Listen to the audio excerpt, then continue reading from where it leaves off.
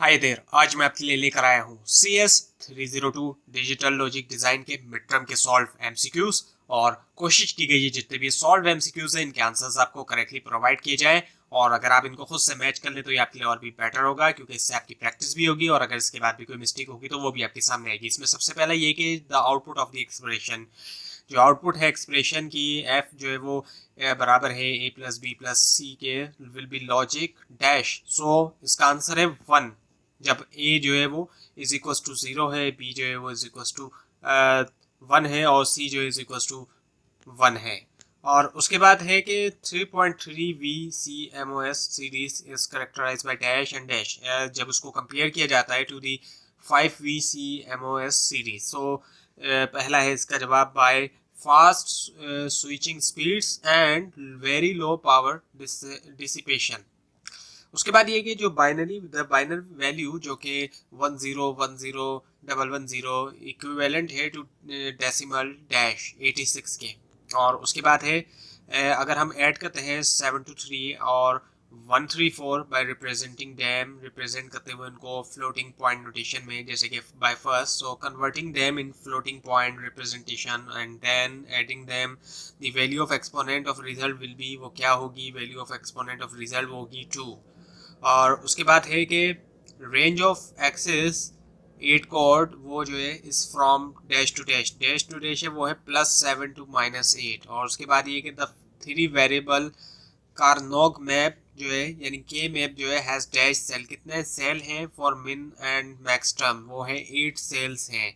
उसके बाद ये कि एक पर्टिकुलर फुल एडर जो है हैज कितने इनपुट्स और आउटपुट है, 3 इनपुट्स हैं एंड 2 आउटपुट्स। और उसके बाद ये कि GAL जो एक एक्रोनिम है किसके लिए, यानी क्या है उसकी एक्रोनिम जो है, यानी कि शॉर्ट फॉर्म उसकी, वो किसका शॉर्ट फॉर्म है, उसकी फुल फॉर्म क्या है, उसकी फुल फॉर्म है जेनरिक एरे लॉजिक।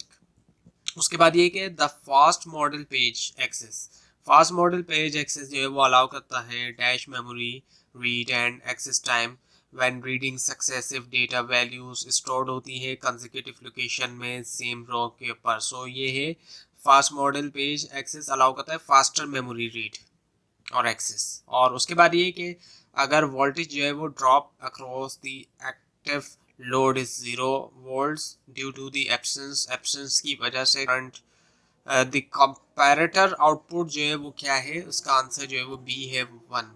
और उसके बाद ये कि जो स्टैटिक रैम है एस रैम, वो एक नॉन वॉलेटाइल है and is not dash density memory, कौन सी वो नहीं है, कौन सी density memory as a latch is required to store a single bit of information, वो है हाई डेंसिटी मेमोरी। और उसके बाद ये कि डी मॉर्गन्स थ्योरम प्रूफ करते हैं the equivalency of N and D and dash gates and the NOR and dash gates respectively. So इसका आंसर है नेगेटिव और एंड नेगेटिव एंड, पहला वाला।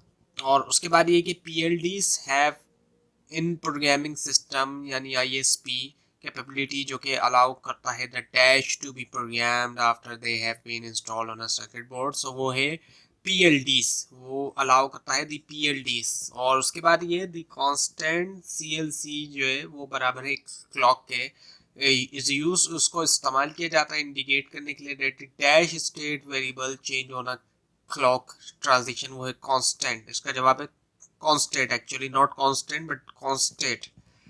उसके बाद ये कि 2 टाइप ऑफ मेमोरी, 2 तरह की मेमोरीज नेमली, जैसे कि first in first out memory FIFO memory और लास्ट इन फर्स्ट आउट यानी कि LIFO आर इम्प्लीमेंटेड होती हैं यूजिंग किसके, यूजिंग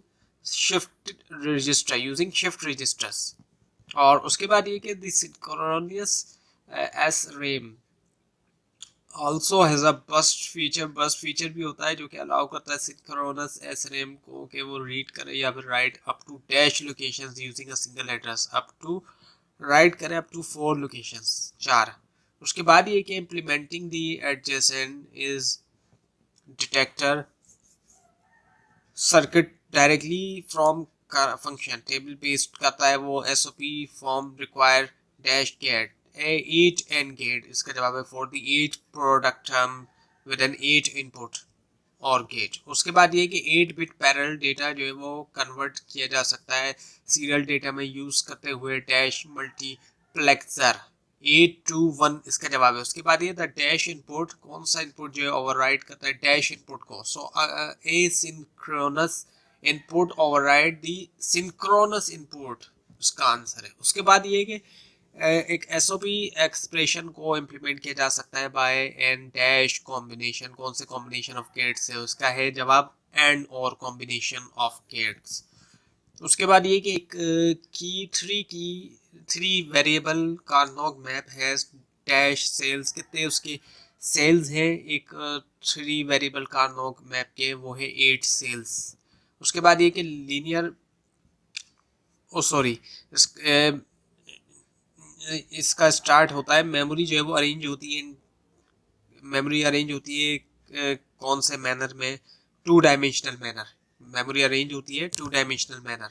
उसके बाद है कि अगर दो नंबर, अगर if 2 numbers in BCD representation generate करती है एक invalid BCD number, then the binary dash, binary कौन सा जो है एडिट किया जाता है रिजल्ट को 1001। उसके बाद ये the vector test vector definition, test vector definition define करती है टेस्ट वेक्टर को तमाम तीन काउंटर इनपुट्स और डैश काउंटर आउटपुट्स।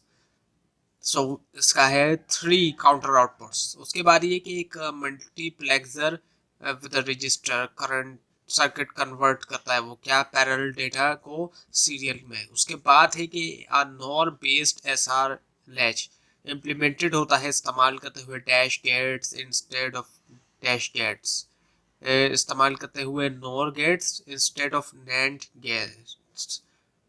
और उसके बाद ये कि सिलेक्ट करें the mode of programming in which GAL16V8 can be program. So इसका जवाब ऑल ऑफ द गिवन है, क्योंकि सिंपल मोड भी है इसमें, कॉम्प्लेक्स भी है और रजिस्टर्ड मोड। उसके बाद ये द एबल इनपुट फाइल जो है कैन यूज आर डैश, वो क्या इस्तेमाल कर सकता है, वो फाइल क्या इस्तेमाल कर सकती है instead of the equation to specify the Boolean expression. So इसका जवाब है ट्रुथ टेबल। उसके बाद ये कि जो इम्प्लीमेंटेशन होती है फीफो की, implementation of the FIFO buffer in dash किसके अंदर, यूजुअली जो है वो takes the form of circular buffer, वो है रैम। और उसके बाद ये कि जो आउटपुट है नैंड गेट का वो जो है डैश है वैन जब तमाम इनपुट जो है वो 1 है, सो आउटपुट जो है वो 0 है। उसके बाद ये कि एक प्रोडक्ट टर्म जो है वो 0 है कब, जब एनीवन लिटरल जो है वो 0 है। उसके बाद ये डैश डिवाइस डिसिपेट, कौन सी डिवाइस डिसिपेट करती है, वेरिंग अमाउंट जो है पावर डिपेंडिंग करती है फ्रीक्वेंसी ऑफ ऑपरेशन, वो है CMOS। और उसके बाद ये कि बुलियन एडिशन ऑपरेशन जो है वो परफॉर्म बाय डैश गेट, कौन से गेट से, और गेट। और उसके बाद ये कि एसओपी एक्सप्रेशन जो है उसको इम्प्लीमेंट किया जाता है by and dash combination of gates and or combination of gates. और उसके बाद ये कि एक एसओपी एक्सप्रेशन जो है वो इक्वल टू 1 डैश। सो इसका आंसर है when 1 or more product terms in the expression are equal to 1, जब एक या एक से ज़्यादा प्रोडक्ट टर्म जो है एक्सप्रेशन के अंदर इक्वल टू 1 है।